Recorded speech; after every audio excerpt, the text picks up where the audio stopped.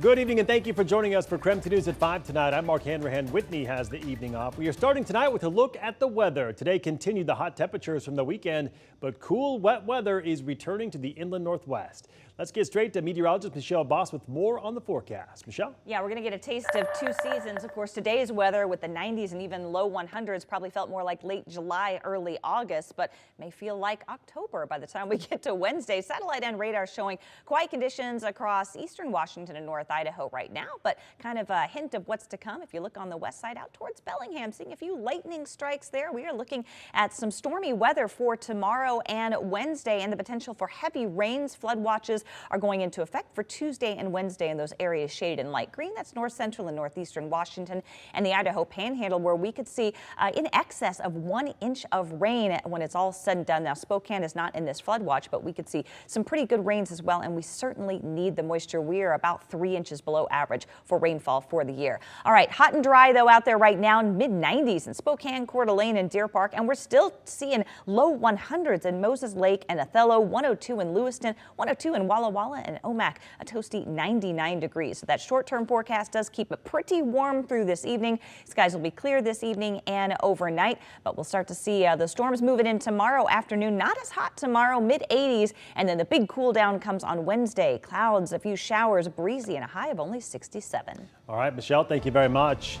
Well, tonight we continue to track the two deadly wildfires still burning in Spokane County. Crews are getting an upper hand on both fires that have burned a total of 21,000 acres and destroyed hundreds of homes. The Gray Fire is now 85% contained, while the Oregon Road Fire is 44% contained. All level 3 go-now evacuations have been downgraded to either level 1 and 2 for both fires. 49-year-old Alex Brown and 86-year-old Carl Grube are the two victims of these destructive fires. As victims of these fires continue their recovery, the Red Cross is warning people about scammers going to people's homes in Medical Lake posing as employees of that organization. Coming up in just 10 minutes, what you should look out for.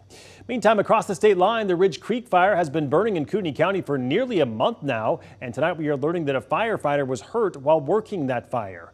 According to officials with the Idaho Panhandle National Forest, a falling tree limb is responsible for his injuries. Level 2 get set evacuations remain in place for those living in the Bunko area. The fire has burned more than 4,300 acres as of tonight and is now 32% contained.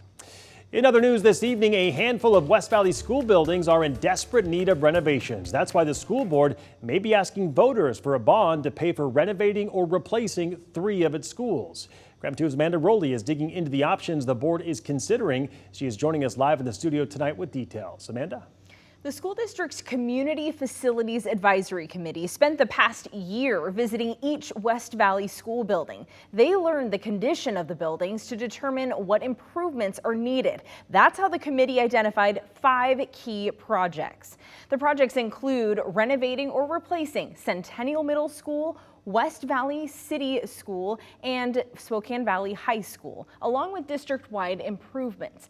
Now, the school district sent out a survey for feedback on these projects. All 500 participants included staff, students, parents, and residents living in the school district. The results came back in April, and they show renovating or replacing Centennial Middle School had the highest support.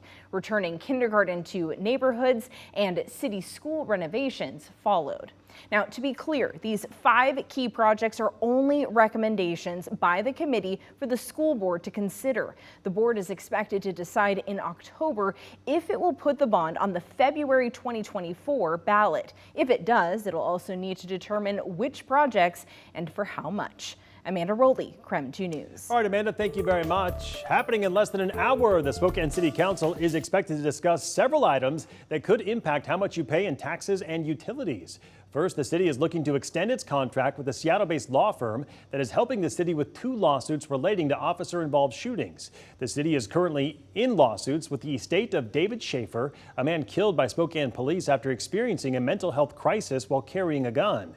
Meanwhile, the other lawsuit involves the estate of Robert Bradley. He was killed by police after neighbors claimed he was holding a gun during a dispute with another neighbor. His family says the shooting was not justified. The council is expected to approve an additional $100,000 for the extension with the special counsel for both lawsuits. Meanwhile, the council also expected to discuss increasing garbage collection fees in the city. The ordinance calls for a 10% increase for 2024. So, for example, if you have a 60-gallon garbage cart, your rate may increase to $39.29 from $35.72. And northbound lanes on the Maple Street Bridge are closing in just 3 hours with construction starting again tonight. The northbound lanes will be closing every day at 8 p.m. and they'll remain closed until 6 o'clock tomorrow morning. So be sure to keep an eye out for those detours. Southbound traffic will also drop to 1 lane with construction expected to last 10 weeks. So be prepared to add extra time during your commute or try to avoid it during those peak traffic times.